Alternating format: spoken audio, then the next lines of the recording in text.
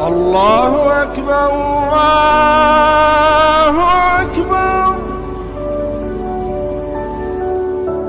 Jadi apabila engkau memberi sedekah, janganlah engkau menggembar-gemborkan hal itu seperti yang dilakukan orang munafik.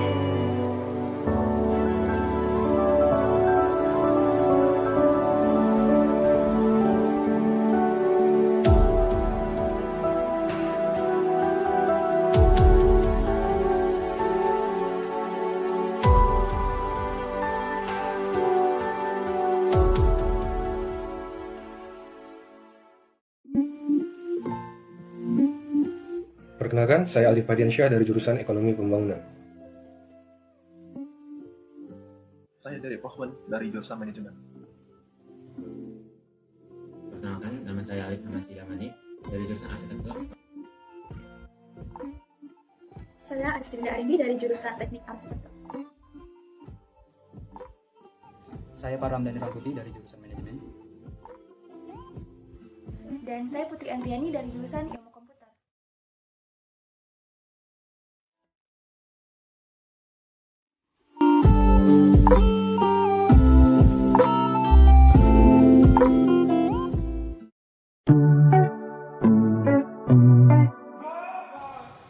Masyarakat Indonesia merupakan masyarakat yang majemuk, dan Indonesia merupakan salah satu contoh masyarakat yang multikultural. Multikultural masyarakat Indonesia tidak saja karena keanekaragaman suku, budaya, bahasa, ras, tetapi juga dalam hal agama. Dengan perbedaan-perbedaan tersebut, apabila tidak terpelihara dengan baik, bisa menimbulkan konflik antar umat beragama yang bertentangan dengan nilai dasar agama itu sendiri, yang mana mengajarkan kepada kita kedamaian, hidup saling menghormati dan saling tolong-menolong. Oleh karena itu, untuk mewujudkan kerukunan kehidupan antar umat beragama yang sejati, harus tercipta satu konsep hidup bernegara yang mengikat semua anggota kelompok sosial yang berbeda agama, guna menghindari ledakan konflik antar umat beragama yang terjadi tiba-tiba, yang masih terjadi di era reformasi saat ini. Maka dari itu, video ini akan mengupas tentang pentingnya menciptakan kerukunan antar umat beragama di lingkungan masyarakat Indonesia.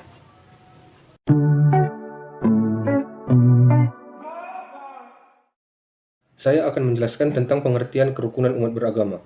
Kerukunan umat beragama adalah keadaan hubungan sesama umat beragama yang dilandasi oleh toleransi, saling pengertian, saling menghormati, dan menghargai, kesetaraan dalam pengamalan ajaran agama, serta kerjasama dalam kehidupan bermasyarakat, berbangsa, dan bernegara di Negara Kesatuan Republik Indonesia yang berdasarkan Pancasila dan Undang-Undang Dasar Negara Republik Indonesia.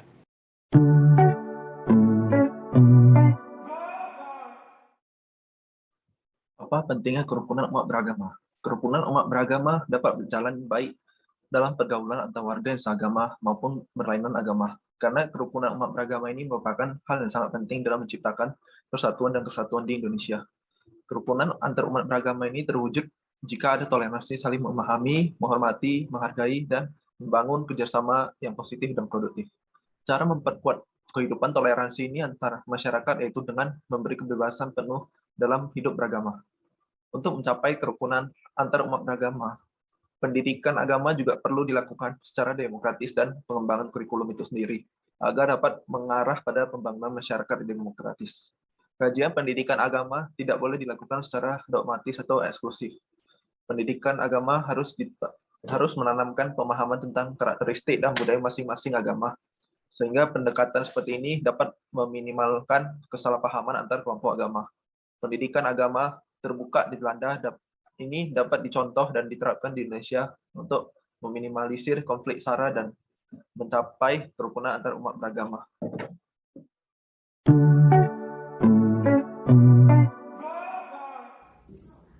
Toleransi sangat dibutuhkan untuk menjaga keharmonisan dan keserasian dalam lingkungan sosial dan bernegara.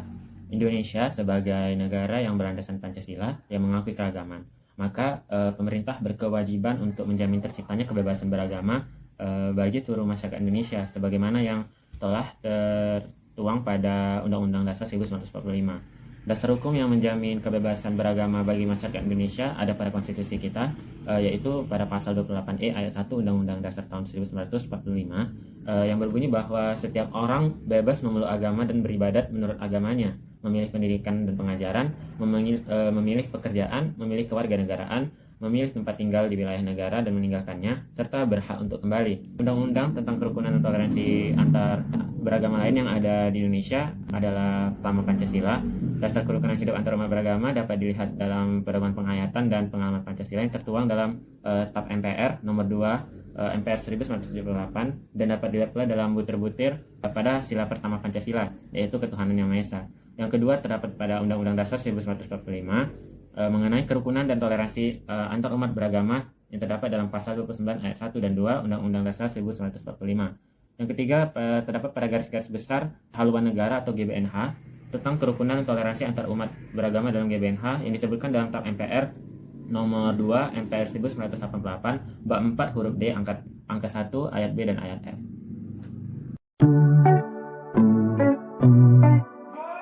Gambarkan apa saja contoh-contoh konflik kerukunan antar umat beragama di Indonesia dan apa saja faktor penyebabnya. Pada kesempatan kali ini saya akan menjabarkan 5 contoh konflik yang terjadi di Indonesia. Contoh konflik kerukunan beragama di Indonesia yang pertama adalah konflik antar umat beragama di Aceh. Seperti yang kita ketahui bahwa Aceh merupakan provinsi di Indonesia yang menggunakan hukum syariat Islam. Hal ini di mana pemerintah memberi peraturan khusus untuk Aceh agar tidak memerdekakan diri sendiri dan juga mendirikan negeri khilafah seperti zaman dahulu. Namun, pada tahun 2015 silam terjadi kericuhan setempat antara umat muslim dengan Nasrani. Faktor penyebabnya yaitu demonstran Islam mau pemerintah membongkar beberapa gereja Kristen di Aceh. Akibatnya korban berjatuhan dari kedua belah pihak. Konflik yang kedua yaitu konflik Poso. Konflik ini terjadi bertahun-tahun lamanya. Faktor penyebabnya yaitu masalah agama, yang mana dulunya Poso dipenuhi penduduk Islam, namun seiringnya berjalannya waktu agama Kristen menjadi dominan. Ditambah lagi kurangnya pemerintah membuat konflik ini pun berlangsung selama puluhan tahun dengan korban jiwa yang tinggi. Kemudian konflik yang ketiga yaitu konflik Tanjung Balai. Konflik ini diawali dengan rusaknya 11 wihara dan 2 yayasan akibat warga mengamuk. Beberapa bangunan pun hangus terbakar, termasuk juga 8 mobil dan beberapa motor di depannya. Faktor penyebabnya yakni adanya pemeluk agama Buddha berdarah Tionghoa yang protes karena suara azan yang terlalu keras, dan juga rumor adanya wanita yang melempari masjid dengan batu serta mengusir imam di dalamnya. Dan yang keempat adalah konflik Sampang. Terjadi antara pengikut Ahlus Sunnah Al-Jamaah dan penganut Islam Syiah. Berawal di tahun 2004 dan puncak pembakaran rumah Ketua Ijabi, di mana 2 rumah jamaah Syiah dibakar dan musola diamuk 500 warga yang. Dan yang terakhir yaitu konflik kelima, konflik Papua. Dimulai dengan tuntutan persekutuan gereja-gereja di Kabupaten Jayapura. Faktor penyebabnya yakni mereka menuntut untuk membongkar menara Masjid Al-Aqsa Sentani. Alasan dituntutnya dikarenakan menara masjid terlalu tinggi dari bangunan-bangunan lainnya dan juga kabarnya khawatir karena bangunan masjid menghalangi pemandangan dan membuat gereja di sampingnya terhimpit.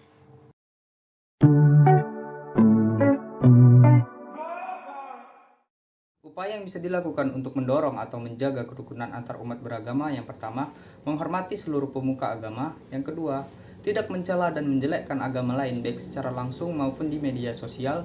Yang ketiga, ikut membantu pemeluk agama lain yang sedang membutuhkan bantuan. Dan yang keempat, menghormati serta tidak membuat rusuh di kegiatan hari raya agama lain.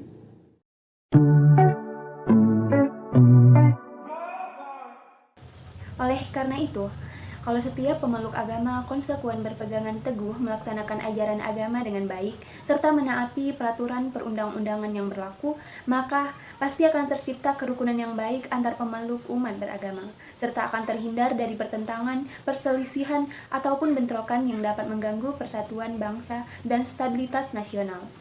Kemudian, saran yang dapat diberikan untuk masyarakat di Indonesia supaya menanamkan sejak dini pentingnya menjaga kerukunan antar umat beragama agar terciptanya hidup rukun antar sesama sehingga masyarakat merasa aman, nyaman, dan sejahtera.